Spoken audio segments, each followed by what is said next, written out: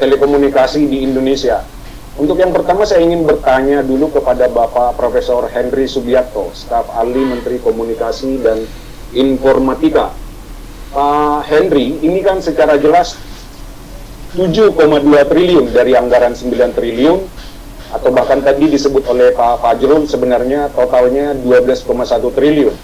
Tapi 7,2 triliun itu adalah untuk anggaran kuota internet, anak didik, dan tenaga pengajar. Artinya, Pak Henry, ini berhubungan erat dengan infrastruktur teknologi informasi dan telekomunikasi di Indonesia. Dan kita akui bahwa sejauh ini kan belum merata, Pak ya. Bagaimana kesiapan kita merespon bantuan kuota ini, Pak? Apakah nanti jangan-jangan yang hanya anak-anak atau tenaga pengajar di perkotaan yang bisa menikmati? Silakan Pak Henry. Baik, terima kasih Pak Moderator, Pak Petra Manunggal. Kalau boleh saya share screen sedikit ya. Siap, silakan Pak. Bisa share screen, ini belum bisa ya nih. Mau share screen. Coba yang host. Bagian host masih tidak diizinkan, tolong. Host diizinkan. Jadi begini, memang betul bahwa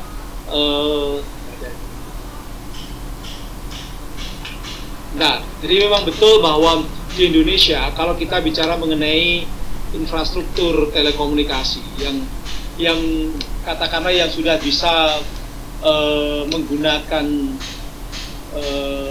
internet, kita masih buka ya. Oh ya. Yang bisa menggunakan internet dari sejumlah, jadi ada sudah mana tadi? Sudah ya, udah masuk ya. Oke. Ya, silakan Pak. Terima kasih. Jadi dari kalau kita lihat ya, ini saya taruh malah di belakang, paling belakang. Dari jumlah seluruh desa, kabupaten desa ya, desa seluruh Indonesia, di Indonesia itu ada 83.218 desa dan kelurahan di seluruh Indonesia. Nah, yang sudah bisa atau yang sudah bisa memanfaatkan internet itu baru 70.670 desa. Berarti apa? Masih ada 12.000 yang di paling bawah. Di bawah ini 12.548 desa, kelurahan yang belum bisa mengakses internet. Makanya tadi di presentasinya Pak Fajrul dalam pengantar keynote speech, dia mengatakan Presiden dalam tahun depan itu menganggarkan untuk pembangunan infrastruktur untuk telekomunikasi atau internet ini sampai diperkirakan sekitar sampai 30 triliun gitu. Karena apa? Masih ada 12.548 desa kelurahan yang kesulitan untuk mengakses internet. Ada di daerah-daerah di Pulau Jawa maupun Sumatera saja itu sekitar 3.435. Artinya bukan hanya di daerah-daerah 3T. Kalau di daerah 3T, daerah terluar, terisolir, terdepan gitu ya, pulau-pulau terluar begitu, ada 9.113. Ini yang ada di paling bawah di belah kiri. Itu yang di daerah luar. Sementara yang ada di Pulau Jawa, ada di Sumatera atau juga mungkin di Kalimantan yang sebenarnya tidak terlalu, daerahnya bukan daerah-daerah yang terluar, itu 3.435. Ini kenyataan real yang sudah kita identifikasi. Jadi jumlahnya masih banyak. Makanya memang ya mau tidak mau kuota itu hanya bisa dimanfaatkan untuk desa yang sudah bisa mengakses internet. Desa-desa yang bisa mengakses internet tentu saja banyak yang ada di luar apa katakanlah di luar daerah yang namanya 3T. Nah, ini persoalan yang ada dalam konteks infrastruktur. Artinya memang tidak hanya sekedar cukup kalau sudah ada kuota pasti bisa. Kuota pun akan bisa dimanfaatkan oleh saudara-saudara kita, teman-teman kita, adik-adik kita itu di daerah-daerah yang sudah ada infrastrukturnya. Bagaimana yang belum ada infrastrukturnya? Ini yang mungkin menggunakan televisi, menggunakan TVRI misalnya, atau menggunakan media-media yang lain, termasuk ada yang menggunakan HT, ada yang menggunakan juga, ada yang kalau daerahnya itu hijau tadi, daerahnya hijau itu bisa langsung bertatap muka, guru dan murid atau mahasiswa dengan dosen itu bertatap muka. Tapi Bapak Ibu, saya ingin menyampaikan kenapa bertatap muka di sektor pendidikan ini kita hati-hati banget. Kita harus hati-hati banget. Kebetulan saya juga menjadi bagian yang kemarin dilibatkan dalam satgas atau gugus tugas di Pak Doni Munardo kemarin ya, sebelum berganti. Memang yang namanya sektor pendidikan itu ini yang paling bawah ini, dia adalah area di mana resikonya itu tinggi sekali. Resiko terpapar oleh COVID itu tinggi, sementara dampak ekonominya rendah. Jadi kalau anak-anak kita, anak-anak SD, anak-anak SMP, anak-anak SMA itu dibuka, sekolah boleh bertatap muka, boleh datang ke sekolahannya masing-masing, maka risikonya menjadi klaster itu tinggi sekali. Anak-anak berkumpul, anak-anak di kelas maupun juga di luar kelas sangat tinggi. Sementara dampak ekonominya untuk SD, SMP, SMA tidak terlalu besar, tidak terlalu tinggi. Ya paling mungkin penjual-penjual di sekitar sekolah. Kalau kuliah agak lumayan, menengah lah, dampak ekonominya menengah karena ada kos-kosan, ada trickle down effect dari anak-anak kos, kemudian ada kafe di sekitar kampus dan sebagainya begitu. Itu agak lumayan. Tapi untuk pendidikan tingkat dasar itu memang sangat hati-hati karena risikonya tinggi, tapi dampak ekonominya rendah. Berbeda dengan dunia perbankan. Dunia perbankan itu resikonya rendah, dampak ekonominya tinggi. Gitu. Pasar tradisional resikonya juga tinggi, tapi dampak ekonominya tinggi, maka terpaksa dibuka. Karena kalau tidak dibuka itu akan menghantam ekonomi rakyat. Itu yang menyebabkan kenapa sektor pendidikan itu menjadi harus dilakukan cara-cara dengan jarak jauh. E-learning atau pendidikan dengan jarak jauh. Kalau dulu kita kumpul seperti ini, kumpul di kelas, sekarang ya kuliahnya pakai ada yang pakai Zoom, ada yang pakai YouMeetMe, macam-macam. Dan itu ternyata menjadi semacam hikmah gitu ya, bahwa di era COVID ini penggunaan aplikasi online itu meningkat naik tinggi sekali sampai 443%. Penggunaannya ya, aplikasinya. Kalau pengguna internetnya itu ya sekitar 175 juta, bahkan bisa sampai 180 juta pengguna internetnya. Tapi penggunaan aplikasinya itu selama COVID ini memang mengalami kenaikan. Baik itu misalnya tadi Zoom seperti ini, sekarang ibu-ibu saja sudah biasa menggunakan Zoom. Semua seakan-akan terpaksa harus memanfaatkan teknologi dengan lebih cepat dibandingkan dengan kalau tidak ada COVID. Jadi COVID ini ada hikmah, transformasi digital berjalan lebih cepat. Itu satu hal yang perlu kita catat dan kita syukuri. Nah, Bapak Ibu yang saya hormati, ada satu persoalan. Sekarang memang anak-anak kita sekarang sudah tidak bisa dilepaskan dengan teknologi. Karena sekarang boleh dikatakan aktivitasnya akhirnya dulu yang tidak pakai teknologi pun sekarang mulai pakai teknologi. Mau tidak mau, itu namanya sociomateriality ya kalau dalam konsep ilmu sosial. Mau tidak mau, anak-anak didik kita ataupun anak-anak kita itu sekarang membutuhkan kuota tadi. Jadi betul kalau negara kemudian menyiapkan kuota, harus menyiapkan kuota atau katakanlah memberikan kuota. Tapi persoalan lain yang sering muncul adalah bahwa kita perlu tidak hanya sekedar memberikan kuota untuk supaya mereka bisa mengikuti perkembangan, tetapi juga konten-konten yang akan kita ajarkan itu juga tidak kalah pentingnya. Sebagai contoh begini, banyak anak-anak yang sekarang mengeluh kenapa ketika mereka pendidikan online atau belajar online, mereka akhirnya jadi generasi rebahan, ya rebah-rebahan, tidak terlalu tertarik. Karena apa? Karena ternyata para pendidik kita, saya termasuk guru gitu ya, para pendidiknya masih banyak yang menggunakan cara-cara konvensional. Seperti sekarang kayak kita ceramah begini pakai Zoom ya, kita hanya ceramah. sama anak-anak akhirnya cuma ceramah atau memberikan tugas-tugas, tapi modelnya seperti ceramah. Itu jelas lama-lama akan menciptakan kejenuhan kalau sampai satu hari penuh anak-anak hanya diceramai lewat Zoom atau diceramai lewat YouMeet atau lewat Google Meet dan lain-lain.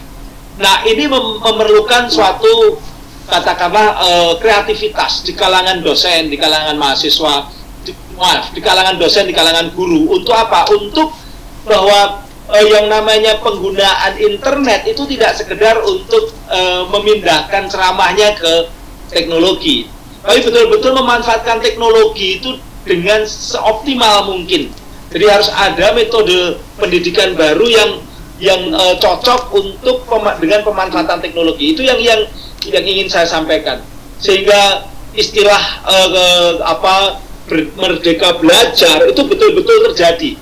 Pak Presiden pernah mengatakan dalam konteks merdeka belajar itu mahasiswa tak hanya belajar dari dosen, dari guru, tapi bisa belajar dari pelaku industri, bisa belajar dari wirausahawan, bisa belajar dari praktisi pemerintah. Misalnya kayak Pak Fajrul, bagaimana Pak Fajrul mengajarkan ketika jadi spokesperson Presiden itu seperti apa. Itu tidak semua orang punya pengalaman dan punya kemampuan seperti itu. Dengan para pelaku lain yang ada di lapangan.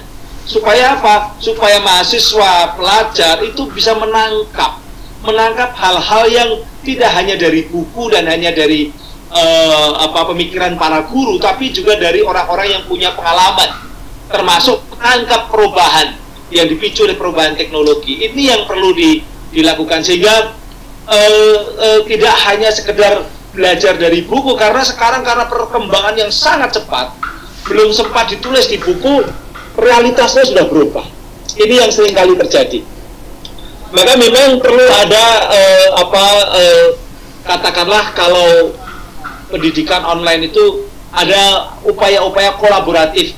Para pendidik harus berkolaborasi dengan bukan hanya dengan fakultas-fakultas lain, tapi juga dengan sektor industri, sektor pemerintahan, sektor profesional lain, supaya mahasiswa maupun anak-anak didik itu bisa belajar dari banyak hal. Kemudian juga pembelajaran yang tidak hanya di kelas, tapi juga terkait dengan secara bisa di luar kelas, sehingga mereka lebih terbuka dengan kondisi-kondisi, termasuk memanfaatkan teknologi, tapi secara lebih terbuka begitu ya. Jadi kalau di kelas itu terbatas sekali dan itu menciptakan kebosanan. Nah, kemudian juga belajar dari sosial media. Sosial media ini luar biasa. Sekarang ini ada istilah namanya abundant era abundant, era keterlimpahan. Ilmu pengetahuan itu sekarang melimpah ruah. Informasi itu melimpah ruah. Perkembangan teknologi juga berkembang pesat, ilmunya berkembang pesat. Nah, itu harus dimanfaatkan. Jadi ketika kita mahasiswa sudah diberi kuota, bukan hanya untuk ceramah-ceramah seperti Zoom, tapi harus dimanfaatkan secara kreatif, dan itu tidak bisa dipasrahkan pada dosen personal, tidak bisa dipasrahkan pada guru secara personal, tapi sistem yang harus membackup mereka. Itu yang ingin saya sampaikan. Kemudian ada kalau aktivitas di kelas juga harus terkait dengan teknologi, terkait dengan memanfaatkan data manajemen, data analitik yang ada di luar sana, ada big data, itu dimanfaatkan. Jadi betul-betul siswa itu tahu perkembangan teknologi terbaru serta memanfaatkannya. Termasuk mungkin malah adalah memanfaatkan teknologi, misalnya karena ada pertanyaan, kalau pakai Zoom bagaimana dengan yang eksak? Nggak bisa ini nanti eksak ini latihan-latihan untuk seperti di laboratorium, seperti di yang sifatnya itu praktek-praktek. Bisa, teknologi memungkinkan itu, asal kita memang mengembangkannya dan berkreasi di sana. Misalnya menggunakan artificial reality atau virtual reality, pakai augmented reality atau virtual reality, itu seakan-akan siswa atau mahasiswa bisa betul-betul seperti di laboratorium, seperti di ruang-ruang yang memang khusus untuk pelatihan-pelatihan. Jadi kelas online itu harus menarik. Kelas online itu tidak sekedar hanya ceramah-ceramah, tapi kelas online itu perlu di backup sebuah sistem. Ini yang saya sendiri juga seringkali kalau ngajar juga mencoba dikaitkan dengan teknologi maupun juga dikaitkan dengan sistem yang ada di universitas. Nah, terkait dengan uang yang sangat besar tadi, 9 triliun atau 7 triliun untuk kuota, memang ini harus hati-hati betul, jangan sampai memunculkan persoalan. Di beberapa universitas, termasuk di universitas saya, di Universitas Airlangga, kami di jurusan itu mulai ditanyakan oleh administrasi bahwa nomor telepon yang dipakai berapa, jadi di data ulang dari bawah. Nah, itu akan lebih bagus. Kenapa? Karena nanti pasti penyalurannya kepada nomor telepon data yang akurat dari bawah. Cuma memang ini butuh waktu lama, ini yang jadi masalah. Mudah-mudahan saja bisa berjalan lancar dan betul-betul bisa dimanfaatkan untuk anak-anak yang menggunakan, mahasiswa yang betul-betul juga yang menggunakan, yang betul-betul berguna, bukan juga untuk hal-hal yang di luar hal untuk belajar mengajar maupun juga untuk hal-hal di luar yang produktif. Karena kadang-kadang kalau dikasih kuota itu kadang-kadang juga kalau anak-anak muda belum tentu untuk kegiatan-kegiatan yang produktif. Demikian kira-kira yang ingin saya sampaikan. Yang jelas kalau Kementerian Kominfo selain sekarang juga kami mempersiapkan bersama dengan stakeholders yaitu kalangan operator seluler untuk mensukseskan program ini.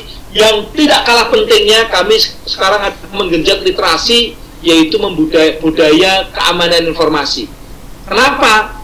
Jadi di era pandemi ini, di mana orang sekarang mengakses internet tidak hanya dari kantor atau universitas, tapi bisa di jalan, bisa di rumah karena work from home, atau di kafe-kafe, itu membuka peluang munculnya lemahnya sistem keamanan cyber security. Sehingga sekarang di era pandemi ini serangan terhadap cyber security itu tinggi sekali. Dalam satu hari pernah sampai 3,5 juta serangan cyber, baik berupa malware ataupun berupa trojan maupun defacing. Jadi merubah tampilan ketika kita ngajar, tiba-tiba tampilan ngajar kita di hack, berubah tampilannya. Nah, itu berarti apa? Berarti ini punya implikasi. Kalau kita sudah betul-betul memanfaatkan internet secara masif untuk pendidikan, maka juga kita harus melatih masyarakat, mahasiswa juga, masyarakat termasuk orang tua, jangan sampai mereka juga menjadi korban-korban keamanan informasi, malah nanti diserang dengan oleh hacker-hacker tertentu, diambil data pribadinya dan lain-lain. Ini makanya Kementerian Kominfo juga bergandengan tangan dengan perkembangan ini, memiliki program yang namanya digital literacy, khususnya salah satunya adalah membudayakan keamanan informasi. Demikian, termasuk ganti password dan lain-lain. Ada cara-caranya. Demikian Pak Moderator, karena waktunya sangat terbatas, mohon maaf kalau terlalu panjang. Terima kasih. Assalamualaikum warahmatullahi wabarakatuh. Ya, terima kasih Pak Henry. Ada satu pertanyaan nih untuk Pak Henry. Kebetulan tadi Pak Henry udah sebutkan bahwa Kementerian Kominfo saat ini sedang bekerja sama dengan operator-operator seluler untuk memaksimalkan pembelajaran jarak jauh ini. Nah, saya ingin bertanya Pak Henry, ini kan dari kuota 7,2 triliun ini sepertinya operator-operator seluler berlomba-lomba nih mendapatkan jatah seperti itu. Nah, saya ingin bertanya soal kesiapan infrastruktur mereka. Siap nggak sih mereka semua gitu atau bagaimana? Ini kan juga akan terlihat dari jaringan mereka, coverage, kemampuan upload, download seperti itu. Bisa dijelaskan Pak Henry? Ya, silakan. Jadi memang tidak semua operator seluler itu memiliki jaringan sampai di katakanlah kabupaten kota yang di luar.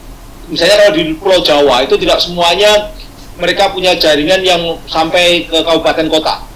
Biasanya di kota-kota besar ya, tapi tidak semuanya di luar ke kota-kota besar juga punya. Ada operator yang memang jaringannya sangat luas secara nasional gitu, tapi banyak juga operator-operator yang dia tidak bisa atau tidak memiliki jaringan sampai ke wilayah-wilayah, apalagi di Indonesia Timur. Itu biasanya kalau di Indonesia Timur biasanya ada operator-operator tertentu. Nah, ini problem tersendiri. Tapi dengan cara tadi bahwa caranya adalah didata dari bawah, bahwa lembaga pendidikan itu kemudian mendata siapa mahasiswanya, siapa siswa yang mau diberi, siapa guru yang mau diberi, siapa dosen yang mau diberi, itu dari bawah. sehingga kan ketahuan mereka menggunakan nomor telepon dari operator seluler apa gitu. Jadi tidak mungkin lah kalau misalnya operator seluler A tidak ada di Sorong, kemudian dia tiba-tiba mendapatkan bantuan di Sorong, misalnya begitu. Kan tidak mungkin. Jadi yang di Sorong ya pasti yang katakanlah yang betul-betul ada operatornya di sana. Nah, itu akan menjadi lebih bagus atau menjadi lebih akurat kalau dari bawah. Makanya dari Pak Fazrul betul, dari UI juga dari bawah, UNER dari bawah. Sekolah-sekolah juga harus sekarang pendataan dari bawah. Sama persis ketika pembagian bantuan sosial itu juga harus dari RT RW. Nah, ini repotnya di Indonesia ini kadang-kala pendataan ini yang seringkali menjadi masalah. Makanya tolong ini mengawal, ini yang paling penting adalah mengawal pendataan di daerah. Pendataan di institusi pendidikan, baik itu sekolah SMP, SMA, bahkan mungkin kalau ada SD juga SD, universitas dan sebagainya. Ini yang sangat penting. Ketika datanya benar, datanya akurat, sebenarnya tinggal pemberian itu kan apakah itu dalam bentuk kuota ataupun dalam bentuk uang, itu kan tinggal ditransfer saja. Kalau masih bentuk uang, tapi sebaiknya kuota. Kalau bentuk kuota ya kuota. Kuota, tapi sesuai dengan nomor telepon yang dimiliki oleh subjek oleh yang akan dibantu. Jadi by name, by address, by number gitu loh.